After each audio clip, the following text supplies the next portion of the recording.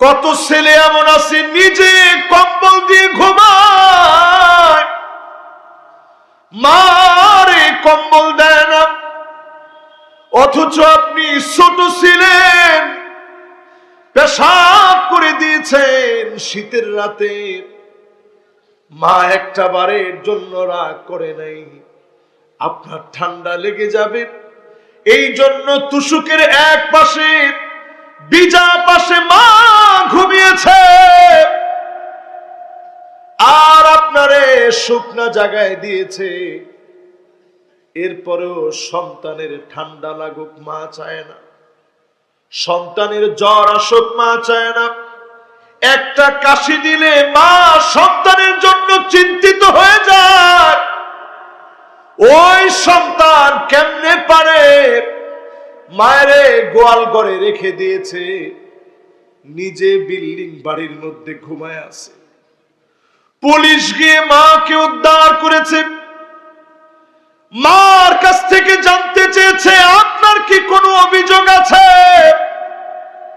মা বলে না না, আমার কোনো অভিযোগ নাই, তবে আমার একটা কথা, আমার ছোট্ট পেটের ভিতরে আমার মানিক আমার ছেলের জায়গা দিলাম, আমার ছেলের এত বড় বাড়ি হয়েছে, একটা কোনায় আমি মায়ের জায়গা হয় না। পেটের ভিতরে মা সন্তানের জায়গা দেয়, সন্তানটা নড়াচড়া করলে মার মন বড় আনন্দিত থাকে। আমার খোকা আমার মানিকটা নড়াচড়া করে, নড়াচড়া কমে গেলে ডাক্তারের কাছে মা দৌড়ে যায়। আজকের নড়াচড়াটা বড্ড কম মনে হচ্ছে। ও যুবক, তুমি তো তোমার মায়ের পেটে ছিলে, কেমনে তোমার মায়ের ভুলে গেলা? মায়ের সঙ্গে যখন খারাপ ব্যবহার করবে, পরিষ্কার ভাবে জেনে নেন আযাব গজব যিনি দিবেন তিনি কে। কয় নাম্বার ভাই? 6 নাম্বার শেষ। আচ্ছা, এই যে 6 পর্যন্ত বললাম, যুবকরা সহ আমার মুরব্বীরা সহ সবাই মিলে বলেন তো দেখি 6টা কি আসলে আসছে না আসে নাই? আমাদের সমাজের ভিতরে আছে না ভাই? 7 নম্বরে প্রিয় ভাইয়েরা আমার, আকসা আবাহু, বাপের সন্তান বড় পর মনে করবে, বাপের বড় পর মনে করবে। এখনকার সময়ে তাকায় দেখেন, বাপরে বড় পর মনে করে, বড় দুশ্মন মনে করে। ঠিক নেই? বাপে যদি জিজ্ঞাসা কি করস, আপনি বুঝবেন। আচ্ছা, কথাটা যে কইছেন, বাপের বদদোয়া দেওয়া লাগে না। বাপ মাঝে মাঝে খালি মনে মনে কয়, কি রে আমি বুঝতাম না, আমার ফুতের কথা এটা আমি বুঝতাম না। আরে বাপের যে কথাটা কয় যে আপনি কি বুঝবেন, আপনি এই যুগের লোক, আপনি পড়াশোনা করছেন, আপনি বুঝতেন। এই যে দমকটা আপনি দিচ্ছেন, আল্লাহর আরশে আজিম কেঁপে উঠছে। খবরদার, বড় ডিগ্রি নিলেই বড় হওয়া যায় না। হয়তো আপনি চাকরি পায়া গেলেন, বিয়ে শাদীও করছেন বড় লোকের মেয়ে দেখে, আপনি দেখবেন বছর ঘুরতে না ঘুরতে ডিভোর্স। ঠিক নেই? ডিভোর্স হইল না, হুজুরে ওয়াজ করে গেছেন, কি ডিভোর্স? সংসার চলতেছে তো, সংসার চললেও দেখবেন সন্তানাদি হয় না, হইলেও দেখবেন এমন একটা বিপদ আল্লাহ আপনি দিয়ে দিছে, আপনি বাপের কবরের সামনে দাঁড়ায় বলবেন, আল্লাহ বুঝি নাই, বেয়াদবি করে ফেলছি বাপের কাছে, এখন বাপ কবরে চলে গেছে। বাপের সঙ্গে সুন্দর আচরণ করেন। বেশি দিন দূরে না, 50 বছর আগে, আচ্ছা 50 বছর বেশি কইলেস, 30 বছর আগে আপনি একটু তাকায় দেখেন, বাপ মা যেই খাটের মধ্যে থাকতো, সন্তান হেনে বইতে গেলে আগে অনুমতি লয়ে বইত, ঠিক নেই? অনেকটা আছে কি অনুমতি? এখন আর সেই যুগ নাই, এই জন্যই শাস্তি আসতেছে। কত নম্বরে আসি? 7 নম্বর শেষ, এবার 8 নম্বরে চলে। 8 নম্বরে নবীজি বলেন আদনা সাদিকাহু, বন্ধুরে বন্ধু বড় আপন মনে করবে। করেনি? ফ্রি ফায়ার, পাবজি, টিকটক সব দেখবেন 4 জন 5 জনে মিল্লা, বন্ধুরা মিল্লা করে। এরপরে দেখবেন আমরা যখন মাহফিল করে রাত্রে রাত্রে যাই বিভিন্ন জায়গায়, নিজের রাস্তার ভিতরে 10-15 জন একত্রে জটলা পাকায় রাখছি, শীতকালে বেশি। তাই আমি মনে মনে চিন্তা করছি, আল্লাহ এই তো মনে ডাকাত ধরলো। দেখি না গাড়ির দিকে তাদের কোনো খবর নাই, হাতের মোবাইলের দিকে খবর। তার মানে দরজা আটকায় এখন বিভিন্ন জুয়ার সাইট, 20 বেট, 1x বেট, এই সমস্ত বিভিন্ন ব্যাটিং এর সাইট, এই জুয়ার ভিতরে মুসলমান এখন নিমজ্জিত হয়েছে শুধুমাত্র বন্ধুদের পাল্লায় পড়ে। মানুষ প্রথমে সিগারেট খাওয়া শিখে বন্ধুদের পাল্লায় পড়ে, ঠিক তো কয় না? গাঁজা খাওয়া শিখে বন্ধুদের পাল্লায় পড়ে, সেখান থেকে আপডেট হয়ে ইয়াবা খাওয়া শিখে বন্ধুদের পাল্লায় পড়ে। তুমি বন্ধু বানাবা কারে? ওই ছেলেরে তোমার বন্ধু বানাতে হবে যেই ছেলে ফজরের নামাজের সময় তোমার বাড়িতে গিয়ে তোমারে উঠায় নিয়ে আসবে। যদি আপনার বন্ধুরা এমন হয় খালি বিড়ি খাওয়ার সময় না, ফজরের সময় যদি আপনার বন্ধু আপনার ডাইকা নিয়ে আসে, ওই বন্ধু আপনাকে আল্লাহর জান্নাতের দিকে ডেকে নিয়ে যাবে, ঠিক কিনা বলেন? আপনার বন্ধু হতে হবে সে যে বন্ধু আপনাকে কোরআন পড়তে বলবে, হাদিস অধ্যয়ন করতে বলবে, ইসলামী সাহিত্য পড়তে বলবে, মূল্যবোধের চেতনার ভিতরে পরিবর্তন নিয়ে আসবে।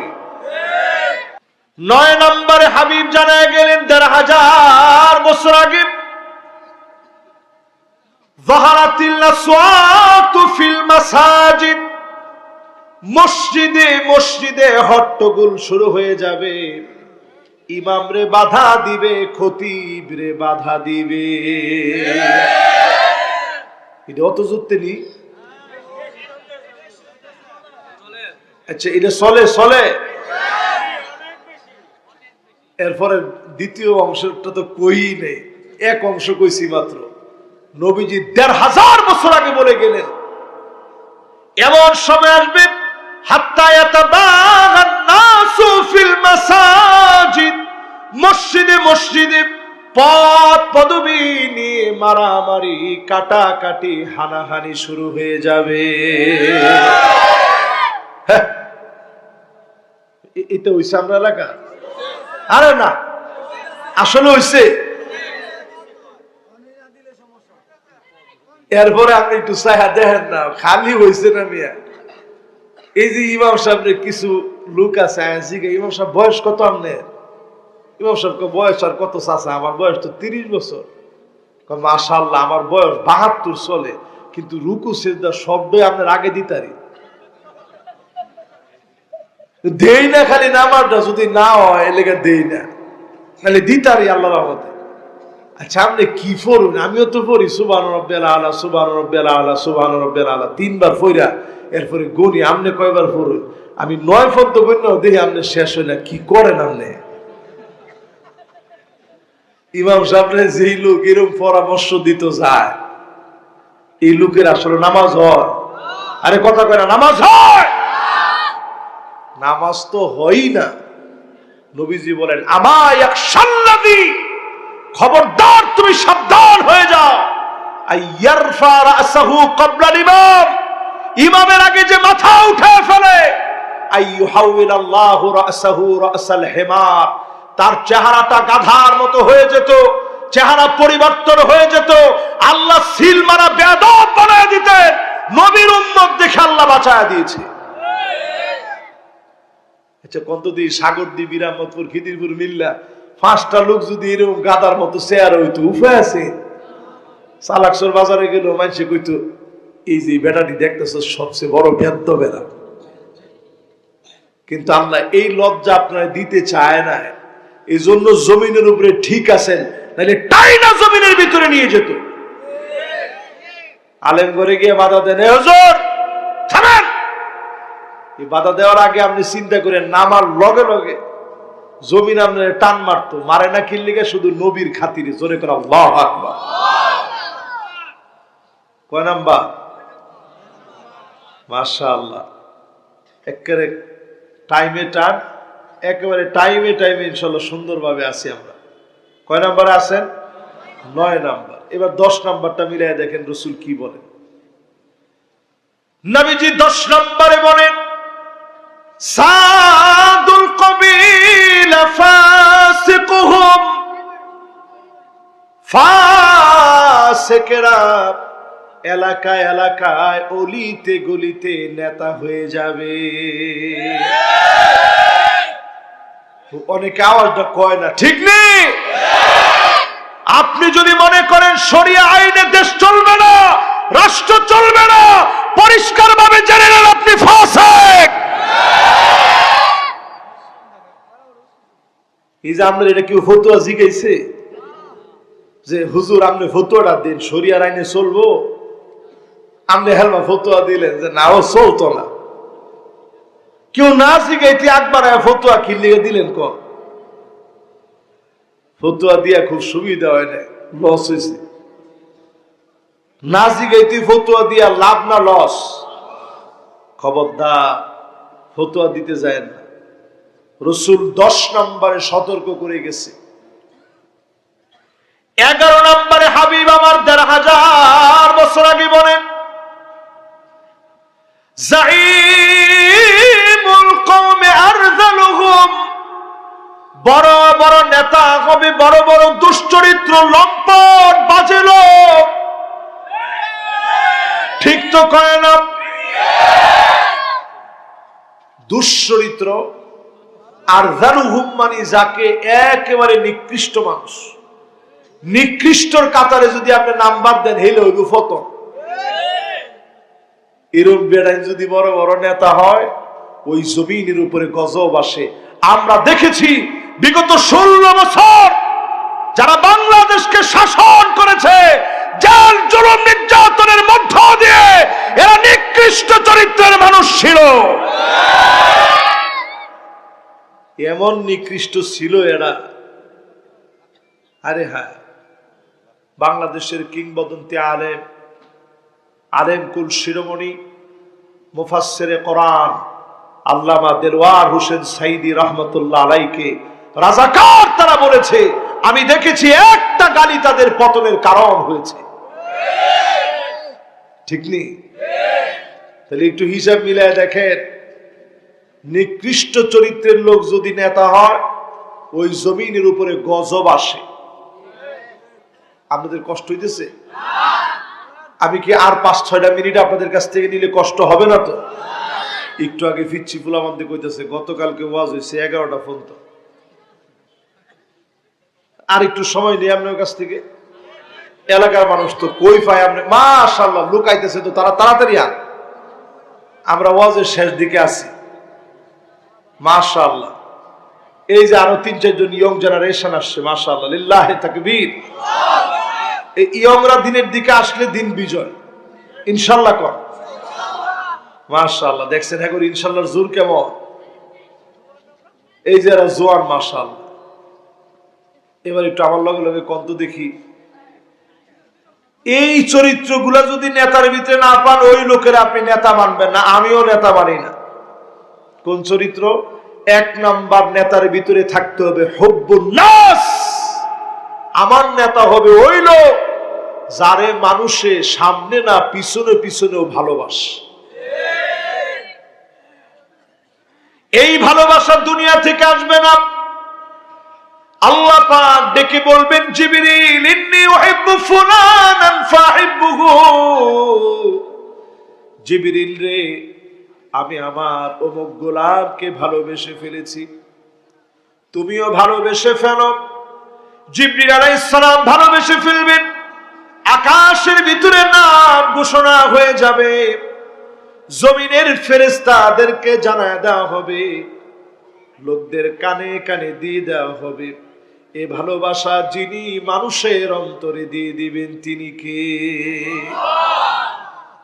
আজকের এই গণজোয়ার প্রমাণ করে দিচ্ছে, যাদেরকে ফাঁসি দেওয়া হলো, ফাঁসি কাষ্ঠে জোড়া বাংলাদেশের ৭১-এর স্বাধীনতার যুদ্ধকে যারা প্রশ্নবিদ্ধ করেছে বারবার, ওরা জনপ্রিয় হতে পারে নাই, যাদেরকে ফাঁসি দিয়েছে তারা জনপ্রিয়তা লাভ করেছে।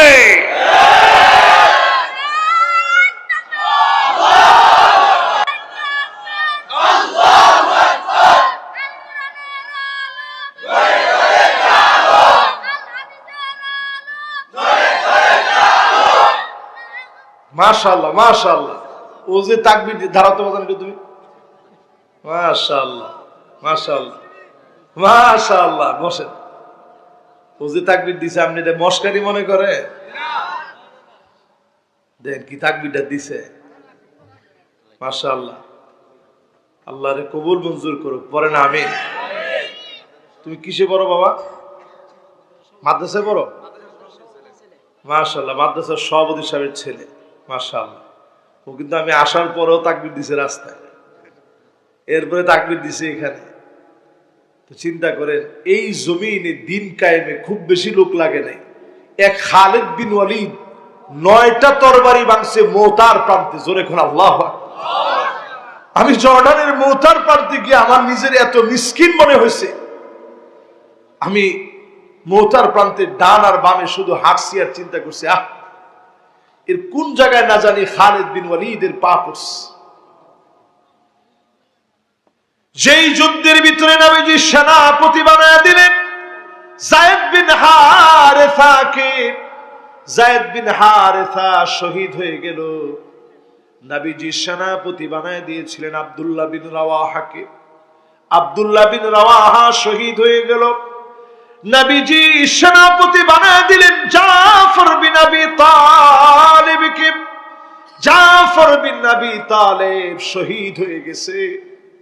প্রথমে উনার 2টা হাত কেটে ফেলেছে, এক হাতে তরবারি ছিল, হাতটা যখন কাটা হয়ে গেছে ডান হাত কেটে গেছে, বাম হাতে কালেমার পতাকা নিয়েছে। বাম হাত যখন কেটে ফেলেছে, 2টা কনুই দিয়ে আল্লাহর কালেমার পতাকা উঁচা করে রেখেছে। এরপরে যখন 2টা হাত গোড়া থেকে কেটে ফেলছে, জাফর বিন আবি তালেব মুখ দিয়ে দাঁত দিয়ে কালেমার পতাকা শুয়ে গিয়ে উঁচা করে রাখছে। ওনার বুকগুলার ভিতরে যখন তীর লাগতেছিল, বলে কোনো শব্দ করতে পারে নাই, বুক চিরে ফিনকি দিয়ে রক্তগুলা বের হয়েছে, কিন্তু আল্লাহর কালেমা পড়ে যাবে বলে একটা বার চিৎকার পর্যন্ত দিতে পারে। সামান্য যখন হেলে গিয়েছে কালেমার পতাকা, খালিদ বিন ওয়ালিদ এসে ঝান্ডা হাতে নিয়েছে, লড়াই শুরু করেছে। 9টা তরবারি ভেঙেছে, মাত্র 3000 মুসলমান। বিপরীতে সেই সময় সবচেয়ে শক্তিধর রোমকরা মুসলমানদের বিরুদ্ধে লড়াই করতেছে। একটা না 2টা না 9টা তরবারি ভেঙে গিয়ে এরপরে ছোট্ট একটা ইয়ামানি ছুরি, সামান্য ছুরি দিয়ে কাফেরদের সঙ্গে লড়লেন। 2 লক্ষের বিপরীতে 3000 সাহাবী আল্লাহর ফদল আর করমে বিজয়।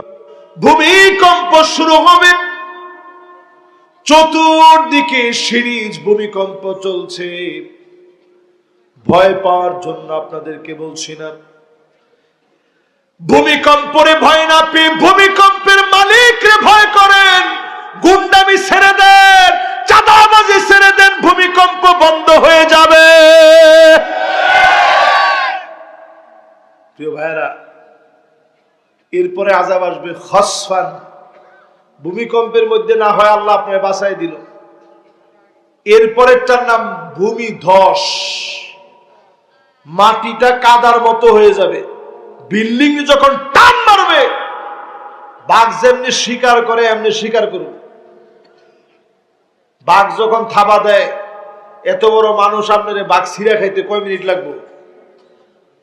প্রথম থাবাটা দিলি তো আপনি শেষ। প্রথম থাবাটা দিলি শেষ। চিন্তা করেন মুসলমান, আল্লাহর থাবাটা কত কঠিন। এরপরে হবে মাসখাত, উপর থেকে পাথর গুলা নিক্ষিপ্ত হবে, যে অঞ্চলের উপরে পড়বে অঞ্চলটা তছনছ হয়ে যাবে। নবীজির কাছে আয়াত নাযিল হলো, মাশাআল্লাহ মনোযোগ আছে। আর সর্বোচ্চ 5টা মিনিট নিব, শেষ দিকে আসছে একেবারে। এখন আর একটা লোক উঠছেন না, সবাই যে মনোযোগ নিয়ে শুনতেছেন আমারও ভালো লাগতেছে। মাশাআল্লাহ, নয়নে আল্লাহ শুনতেছে। আর আপনারা শুনতেন না? আপনারা আছেন তো ইনশাআল্লাহ?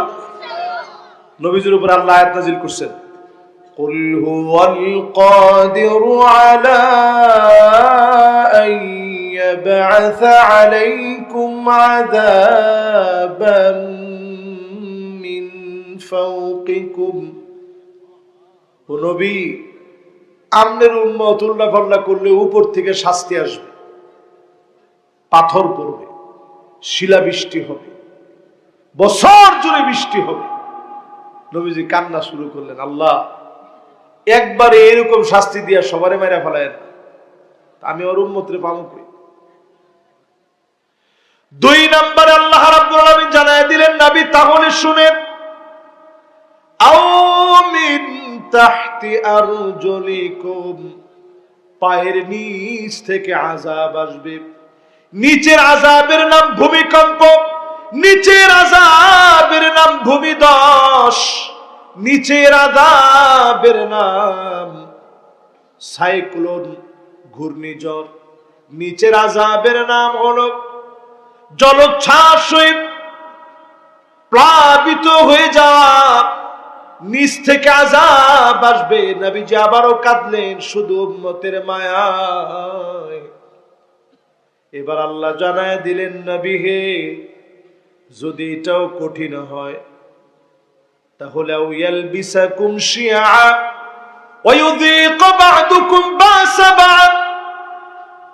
তাইলে তৃতীয় অপশন শুনেন নবী, আপনার উম্মত দলাদলি করাকে পোশাক বানায় নিবে। জোরে কোন, দলাদলি করারে কি বানায় নিবে? পোশাকের কাম হইতেছে গায়ের লগে লাগিয়া থা, টানলেও খুলতো না, খুলবো? এই জন্য পোশাকের কাম হইছে লাগিয়া থা। এই জন্য আমাদের ভিতরে দলাদলিটা গায়ের লগে লাগিয়া থাকে। একজন নমিনেশন পাইছে আর একজন পাইছে না, এক দলের হওয়ার পরও ফিটনি আসেনি। এটা কেউ দলাদলি, এটা যখন কইছে আল্লাহর পক্ষ থেকে, নবীজি কইছে, আল্লাহ ভাই আর ভাই কয়দিন মারামারি করবে, ঠিক হয়ে যাবে। 54 বছর গেছে, এখন আমরা ঠিক হইনি। আমার মনে হয় এবার ঠিক হওয়ার সময় আসছে। যদি ঠিক না হন, এটি তো কইলাম আসমানি আযাব, জমিনের ভিতরে 6টা আযাব দেখবেন চোখের সামনে। এটা আজকে খাতা কলমে সাগরদ্বীপবাসী লিখে রাখেন। আমি যদি মরেও যাই, আপনি এটা মনে রাখেন। 1 নম্বর শাস্তি আসবে ইমারাতুস সুফাহা, নির্বোধ লোকদের হাতে ক্ষমতার চাবিকাঠি চলে যাবে। নির্বোধ লোকেরা জুলুম নির্যাতন করে ইসলামকে থামায় দেওয়ার চেষ্টা করবে। 2 নম্বর শাস্তি আসবে কাসরাতুশ শার, নতুন নতুন শর্ত বাড়াবে। আগে যেমন রাজাকার বলা হতো, এখন মৌলবাদ আর জঙ্গিবাদ বলে ইসলামকে খাটো করার, ইসলামকে ধ্বংস করার, বহিরাষ্ট্রের কাছে কলঙ্কিত করার অপচেষ্টা চালানো হবে। 1500 বছর আগে নবীজি বলে গেছেন, 3 নাম্বার শাস্তি নবীজি বলে গেছে, এটি জমিনের মধ্যে দেখবেন, জমিনে 3 নাম্বার শাস্তি হবে বিয়াউল হুকম, টাকার বিনিময়ে মামলা হবে, আইন আদালত ক্রয় করে নেওয়া হবে, জায়গায় জায়গায় মিথ্যা মামলা বাণিজ্য চলবে। এখন চলে না চলে না? 4 নাম্বার নবীজি বলছেন, এটা সবচেয়ে ভয়ঙ্কর, ইস্তিগফার। মাশাআল্লাহ, ইয়ংরা এখনো আসতেছে, তাড়াতাড়ি আন, পকেটে হাত দিয়ে রিল্যাক্স মোডে আসতেছে যে ঠিক আছে হুজুরের ওয়াজটা 5 মিনিট হইলেও শুনি। মাশাআল্লাহ, লিল্লাহে তাকবীর। যুবকরা শোনেন, 4 নাম্বারে দেশের জন্য ভয়ঙ্কর কথা। নবীজি 1450 বছর আগে আল্লাহর নবী বলে গেছেন, ইস্তিগফার বিদ্দাম, চতুর্দিকে গ্যানোসাইড হবে, গৃহযুদ্ধ হবে। বাংলাদেশ থেকে যারা বিতাড়িত, বাংলাদেশে যারা 16 বছর জুলুম চালিয়েছে, তারা যদি নতুন করে নতুন রূপে আবার ফিরতে পারে, সারা বাংলাদেশের ভিতরে গৃহযুদ্ধ লেগে যাবে। মনে রাখেন, এটা আমার কথা না তো, রাসূল করিম সাল্লাল্লাহু আলাইহি সাল্লাম বলে গেছেন। এরপরে নবীজি বলেছেন 5 নম্বরে কাতিয়াতুর রহিম, আত্মীয়তার সম্পর্ক ছিন্ন হয়ে যাবে। খালতো ভাই খালতো ভাইরে চিনবে না, মামতো ভাই মামতো ভাইরে চিনবে না, ইভেন আপন ভাই ভাইরে চিনবে না। তুই তো এই দলের আসলি, অনে তরে জমি জমা দিতাম না, ব্যাগটা আমারে দেয়ালা, এরকম আসেনি। ভাইয়ের সম্পদ ভাই দখল করে খাইতেস, ঠিক নি? ঠিক নি? এরপরে 6 নম্বরে নবীজি বলে গেছেন, খবরদার, পরিস্থিতি এমন হবে আকাল্লুহুম ফিকহান, যাদের কোনো বুঝ নাই, নির্বোধ লোকেরা ক্ষমতার মসনদে বসে যাবে। এই যাকাত না দেওয়ার কারণে পৃথিবীতে ভূমিকম্প আসে। ইয়াউমা ইউহমা আলাইহা ফি নারি জাহান্নাম, যাকাত যদি না দেন, সেদিন আল্লাহ পাক জাহান্নামকে টেনে নিয়ে আসবেন, লোকদের সামনে জাহান্নামকে টেনে নিয়ে আসবেন। এরপরে আপনার সম্পদগুলাকে উত্তপ্ত করা হবে, আপনার চেহারার ভিতরে সেদিন সেকা দেওয়া হবে, পিঠের ভিতরে, পেটের ভিতরে, বুকের ভিতরে সেকা দেওয়া হবে। আর সেই সময় বলা হবে, হাদা মা কানাস্তুম লিআনফুসিকুম, এই সম্পদ তুমি রক্ষণাবেক্ষণ করেছিলাম, সন্তানের জন্য রেখে আসছিলাম, সেদিন এই সম্পদের কারণে আযাবের সম্মুখীন হবেন। আপনি যদি দুনিয়ায় পাই টু পাই গুনে যাকাত দিয়ে দেন, আপনি নিজেরে মনে করবেন, আল্লাহ তুমি আমাকে নাও দিতে পারতাম, আল্লাহ আপনি আমাকে দিয়েছেন, উপরের হাত বানিয়েছেন, আপনি আমাকে নেলেওয়ালা বানাতে পারতেন, নেওয়ার মতো আপনি বানান নাই, দেওয়ার মতো আপনি বানিয়েছেন। যদি আপনি পাই টু পাই হিসাব করে যাকাত দেন, যাকাতের কারণে অবশ্যই যিনি আযাব উঠায় নেবেন তিনি কে? এবার আমার ভাইরা 4 নম্বরে চলেন,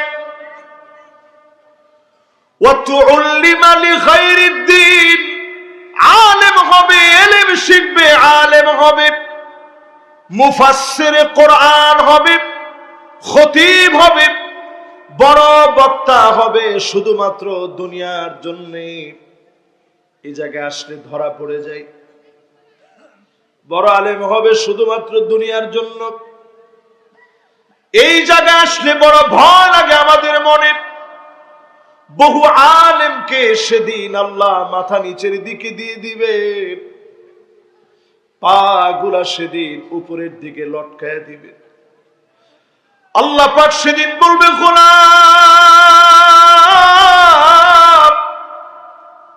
অনেক ইজ্জত আর সম্মান তোকে দুনিয়ায় দেওয়া হয়েছে, মানুষ তোরে মুফাসসিরে কোরআন বলেছে, মানুষ তোরে বড় বক্তা বলেছে, বড় খতিব বলেছে। সব দুনিয়ায় তুই পেয়েছিলি, আমার কাছে আর তোর জন্য কিছু নাই। সেদিন বহু মানুষ আল্লাহর সামনে শূন্য হয়ে যাবে। ওই আলেমগুলো আল্লাহর কাছে সেরা হবে। আলিমুন মুস্তামিলুন ইলমাহু, যেই আলেম তার ইলম কাজে লাগিয়েছে, যেই আলেম ইলম অনুযায়ী আমল করেছে, এমন আলেমদেরকে ডেকে ডেকে যিনি সেরা বানায় দিবেন তিনি কে? প্রিয় ভাইয়েরা, এই জায়গায় আমাদের জন্য দোয়া করবেন আপনারা, বাংলাদেশের জন্য। আমার কাছে মনে হয় আকাশে একটা সূর্যোদয় জ্বলজ্বল করছে, সম্ভাবনার একটা দুয়ার উন্মুক্ত হতে যাচ্ছে। এই সম্ভাবনার দুয়ারটা কালো মেঘ এসে যদি ঢেকে যায়, এদেশের আলেমদের জন্য এমন অবস্থা হবে, যদি এখনো আমরা ঐক্যবদ্ধ না হতে পারি, এক সুরে যদি দিন বিজয়ের কথা বলতে না পারি, অবস্থা এমন হবে টুপি নিয়ে এখন ইখতিলাফ করার কোনো সময় নাই। এখনো যদি আপনি চিন্তা করেন অমুকের টুপি তো এরকম, আমার টুপি তো এরকম না, আপনার ইখতিলাফের জায়গায় থাকবে।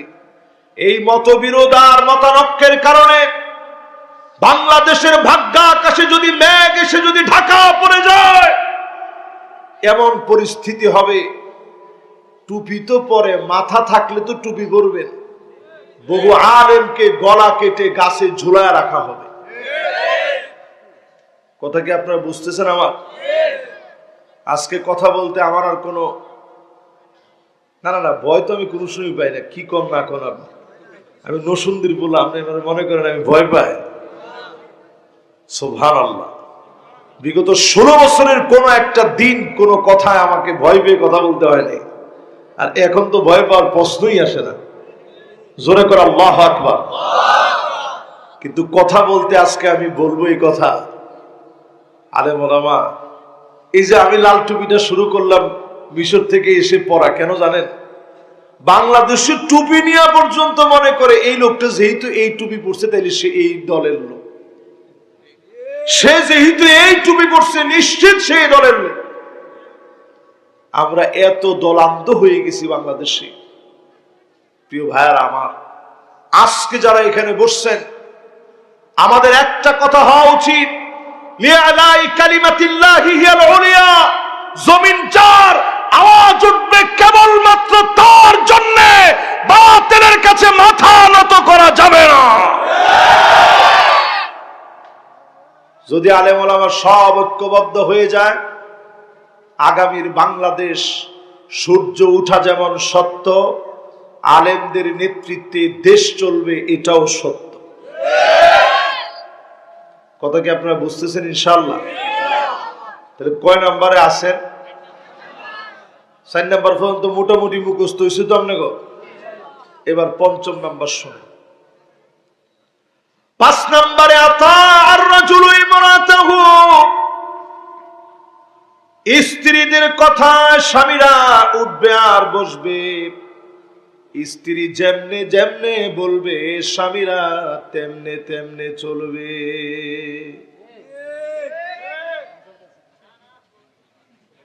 মাশাআল্লাহ, নানা কইছে এমন দুইজনে এরা বিয়ে করছে না,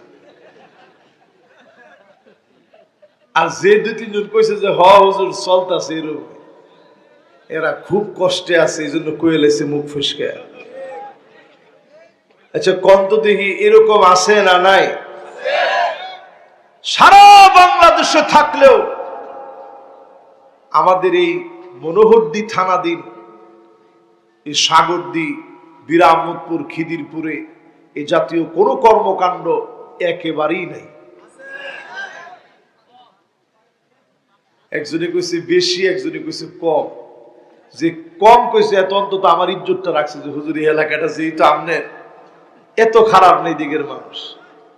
আচ্ছা কোন স্ত্রীদের কাছ থেকে পরামর্শ নেওয়া এটা কি নিষেধ না নেওয়া যাবে?